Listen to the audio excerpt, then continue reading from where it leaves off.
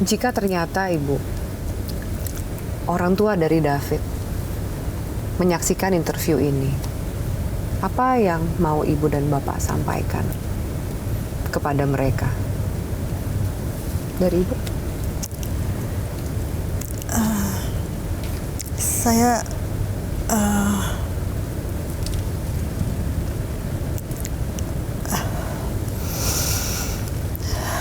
hanya ingin tetap selalu berdoa supaya David semakin disembuhkan dan sehat seperti sedia kala. Bagaimana jika tidak? Tetap saya selalu berdoa semoga mujizat itu terjadi. Amin. Dari Pak Rafael? Kalau dari saya tetap selalu menyampaikan permohonan maaf dari kami sekeluarga dan Mario tentunya atas apa yang telah dilakukan. Dan saya tetap mendoakan agar Ananda David dapat dipulihkan. Saya yakin mujizat itu ada. Saya percaya bahwa Tuhan itu memiliki kekuasaan dan bisa memberikan kesembuhan. Amin. Jika ternyata proses hukum dari Mario nanti memutuskan vonisnya hukuman yang sangat berat, Ibu siap terima itu? Ancaman hukumannya belasan tahun.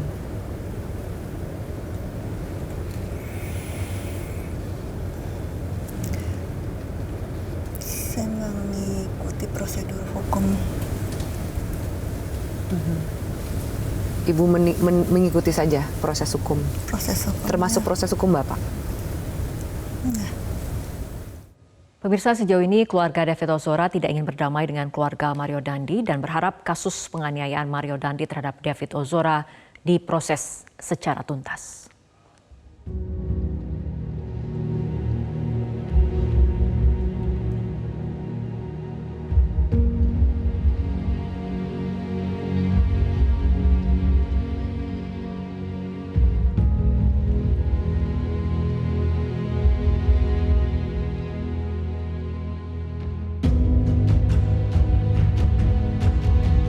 Pemirsa, kita akan lanjutkan kembali perbincangan. Kang Asep, kita kembali pada kasus dari Rafael Alun Trisambodo sendiri. Untuk pembuktiannya ini bagaimana? Ya, karena yang bersangkutan disangkakan dengan gratifikasi dan pencucian uang. Saat pertama, alat bukti yang digunakan pasti KUHP, ya, 5 alat bukti, 183, 184 tuh. Pasti nanti adalah saksi-saksi. Maka saya bilang tadi himbau. Saya himbauan kepada para pemberi gratifikasi, ayo muncullah, saya bantuin dong sama Pak Bunyamin. Kedua adalah keterangan ahli yang akan buktikan gantikan bagaimana ini atau uang atau kertas atau bukan. 3 adalah surat. 4 petunjuk, ya 5 keterangan terdakwa. Pasti terdakwa udah nyangka ada sekarang, tapi lebih dari 2 itu. Karena Undang-Undang Pencucian Uang menganut juga alat pembuktian di samping alat bukti KUHP diatur juga informasi dokumentasi elektronik. Jadi diatur tubuh AOB-nya di Undang-Undang Pencucian Uang. Jadi nanti segala pergerakan secara elektronik itu akan membuktikan. Jadi istilah jejak digital. Kalau tadi dikatakan misalkan uang ini hasil jual beli ini, pasti ada transaksinya dong. Nah atas itu kan dokumentasi elektroniknya ada, tidak mungkin. Zaman sekarang masa dulu emangnya jual beli surabi di Bandung ya pakai tunai kontan ya. Ini kan tidak, pasti uang segitu tidak mungkin uang tunai, katakanlah tunai. Nah pasti juga ada jelas asal usulnya nilai uang dolar atau uang dolar Singapura atau Amerika karena nomor serinya. Ya ketika nomor seri yang terkata di sini oleh Pak Bunyamin tahunnya juga akan ketahuan. Jadi lagi pembuktian bahkan di pencucian uang dan gratifikasi perlu dipahami oleh semua. Ada pembuktiannya sudah mengandung pembuktian terbalik. Jadi tersangka atau nanti di pengadilan terdakwa harus membuktikan dari mana hartanya. Ya kalau lebih bayangin 12A huruf kecil itu 12B tapi huruf A-nya. Kalau dia punya uang 10 juta lebih, maka kewajiban dia. Tapi kalau di bawah 10 juta, JPU yang membuktikan. Itu yang penting untuk dibuktikan. Jadi, nah kemudian juga di pencucian uang, dia justru harus membuktikan. Ya, sekali lagi, 2 tindak pidana gratifikasi maupun pencucian uang, beban pembuktiannya ya kalau dikuapkan JPU. Justru ada pada terdakwa. Buktikan bahwa Anda punya 37 miliar itu dari mana, 51 miliar dari mana misalkan. Maka sebenarnya saya bilang, udahlah mending terus terang aja, biar yang lain juga kena. Gitu. Oke, baik. Mas Boyamin tanggapannya mengenai pembuktian. Kan juga analisa dari PPATK yang bahkan angkanya mendekati setengah T, 500 miliar. Kan gitu kan, berapa lah itu kan. Nah, dari ini menurut saya, bahkan saya sudah belajar, seorang jaksa senior eselon 2 itu pernah membuat tesis di UI dan lulus, bahwa LHA itu bisa dikategorikan sama dengan perhitungan kerugian negara dari BPK, karena sama-sama analisa. Nah, analisa oleh PPATK itu dianggap nanti keterangan ahli bahkan. Jadi tinggal nanti dihadirkan untuk diminta keterangan sebagai ahli untuk membuktikan dari PPATK tadi.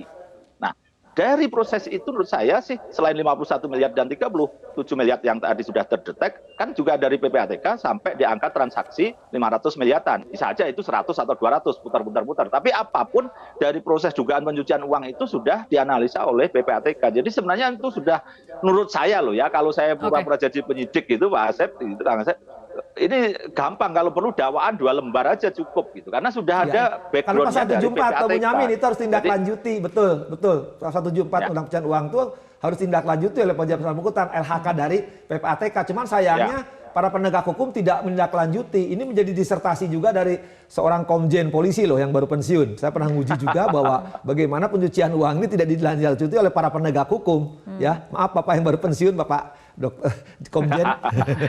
Makanya jadi ini sebenarnya dari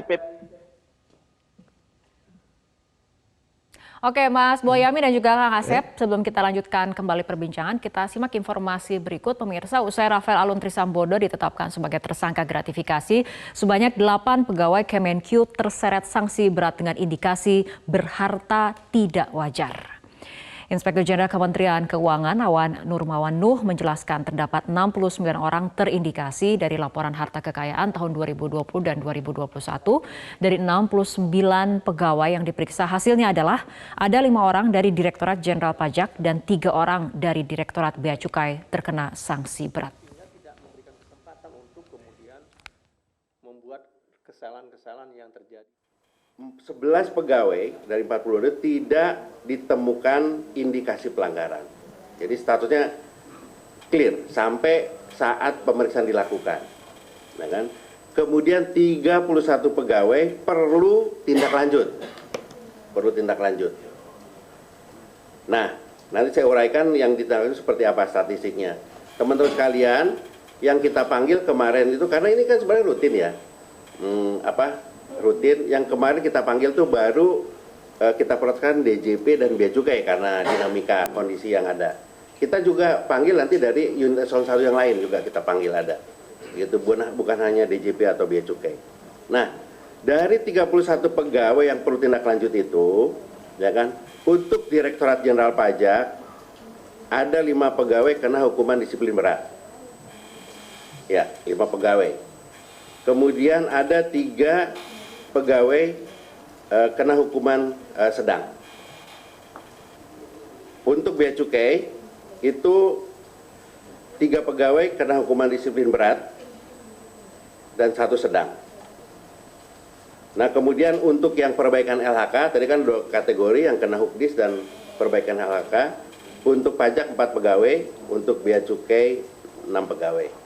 Mungkin itu teman-teman. Ya, kita lanjutkan kembali perbincangan kita ke Mas Boyamin. Mas Boyamin tadi dari pernyataan Irjen mengatakan ada 69 pegawai yang diperiksa terkait berharta tidak wajar. Hasilnya ada 5 orang dari Direktorat Jenderal Pajak dan 3 orang dari Direktorat Bea Cukai terkena sanksi berat. Dan ini kemudian peristiwanya terjadi ataupun penyelidikan ini terjadi ketika kemudian Rafael sudah ditetapkan sebagai tersangka kasus gratifikasi. Artinya bagaimana gambaran yang Anda lihat di tubuh Kemenkyu sendiri? Rafael kemudian tidak sendiri, ada Rafael lainnya, Mas Boyamin. Misalnya begini, dari dugaan penyelundupan itu kan ada mobil mewah, perhiasan, termasuk motor gede, kapal yah. Itu justru di tahun-tahun 2010 ada dugaan model pemutihan. Dan yang diduga menikmati hasil penyelundupan tadi itu justru sebagian besar adalah oknum di pegawai-pegawai ini gitu. Pajak maupun Bea Cukai. Nah, seperti dugaannya yang motor gedenya Rafael Alun itu kan ada yang mengatakan itu bodong. Nah, karena bodong maka tidak bisa dicari kata. Nah, itu kenapa itu bodong? Ya karena dugaannya penyelundupan itu justru untuk barang-barang mewah itu kemudian hanya ditagih kalau kemudian 5 tahun atau 10 tahun kemudian dengan bea masuknya yang terutang itu senilai barang yang sekarang. Jadi kalau dulu beli 1 miliar, sekarang harganya tinggal 100 juta, jadi tinggal 5% atau 100% dari yang harga sekarang. Padahal kalau dulu kan 1 miliar karena barang mewah harusnya kan 2 kali lipat menjadi 2 miliar, itu kan yang diterima negara, atau paling enggak ya 1 miliar. Tapi karena sekarang itu bisa aja ya tinggal 100 juta plus ya yang biaya masuknya terutang hanya 100 juta. Kita kehilangan 900 juta. Jadi kalau berbagai hal yang begini ini justru saya mohon maaf ini bahasa nggak enaknya tapi juga tidak perlu mohon maaf, dugaan yang bermain itu justru dari oknum, bahwa kemudian ada penyelundup, ada wajib pajak yang kemudian hanya membayar 40%, karena dugaannya memang ketika ini ada negosiasi potong dulu 50% baru nego kira-kira gratifikasi atau suapnya berapa. Nah, itu sebenarnya Mas gampang Boyamin, dilacak. artinya ketika kemudian banyak orang yang terlibat, oknumnya juga tidak hanya satu, ini artinya bisa dikatakan sistematis seperti itu.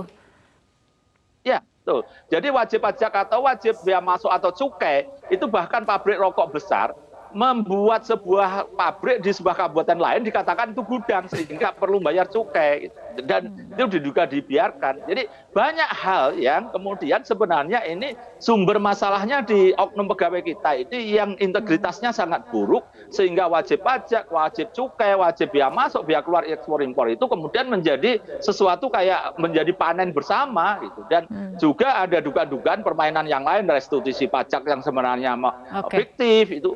Banyak hal yang kalau mau dibongkar. Satu, saya ingin sampaikan Fitri, kalau ini tax ratio kita itu sejak tahun 2010 hanya 0,5% aja naiknya, sampai sekarang itu bisa jadi 5%.